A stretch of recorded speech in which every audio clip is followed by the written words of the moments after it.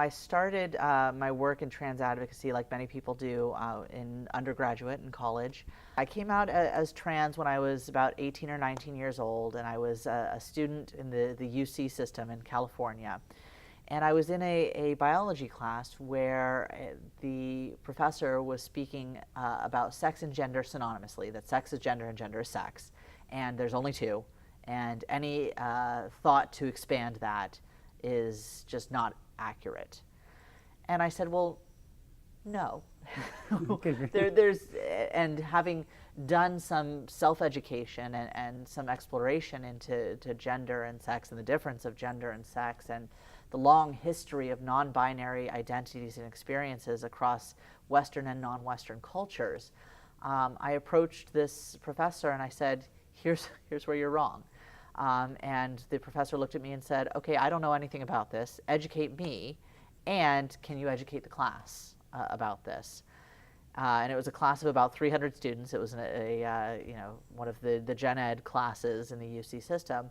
And I said, okay, I guess I'm jumping into this. So I actually spent part of that semester researching, educating myself, talking to professionals, really making sure that I was going into this opportunity to educate and advocate in the system with a solid foundation. And from there, I was just really hooked on being an advocate. And so it started in higher education and educating educators about trans identities. I ended up graduating and saying, I want to do more. What are ways I can be an advocate? And started political advocacy. Worked with groups like the Oregon Students for Equal Rights Alliance and Basic Rights Oregon a little bit. Then moved to the West Coast and continued to educate, and finally said, I think law is where I want to go with this. I want to work on social justice advocacy for LGBTQ as well as other marginalized identities. But part of social justice is understanding justice. Mm-hmm. And so I went to law school to gain a better understanding of the systems and the justice system, its benefits, its drawbacks, its success, and its many, many, many failures for marginalized identities. And so had the opportunity, I graduated from UNH Law up in New Hampshire, part of the honors program there.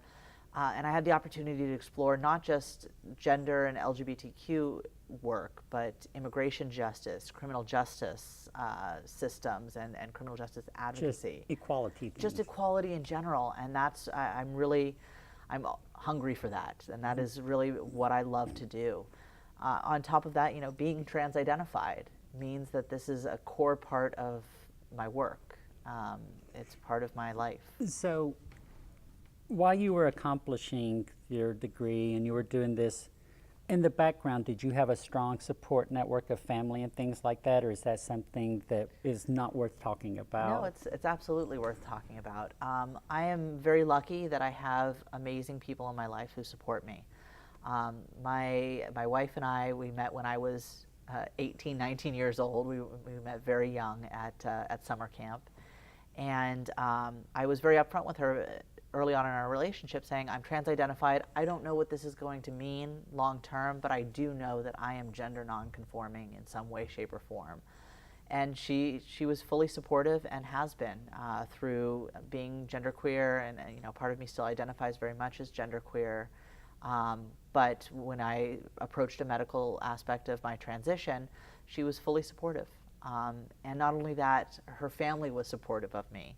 By the time I was talking about a medical transition, we had already been married, gotten married,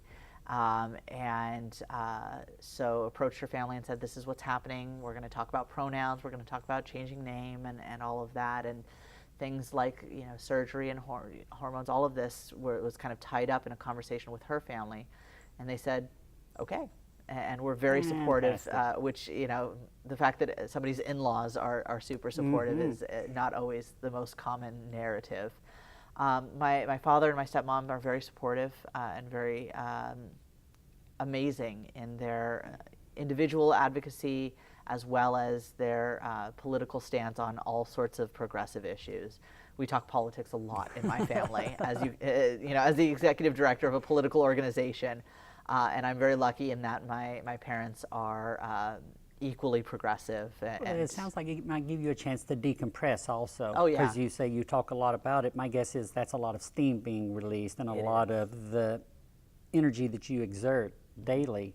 Because I know that anytime I talk to any gender nonconforming or trans youth or non-binary youth, I say, become a lawyer. Yeah.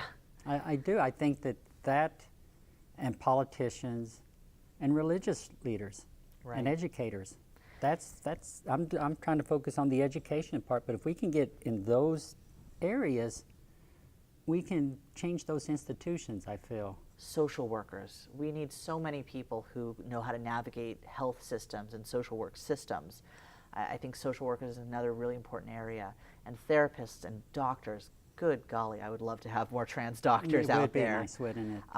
And so I think that it's important to find what you're passionate about, and it doesn't have to be trans focused. You don't have to go into politics to work on trans rights. Just the very nature of being political and trans identified is going to do some work.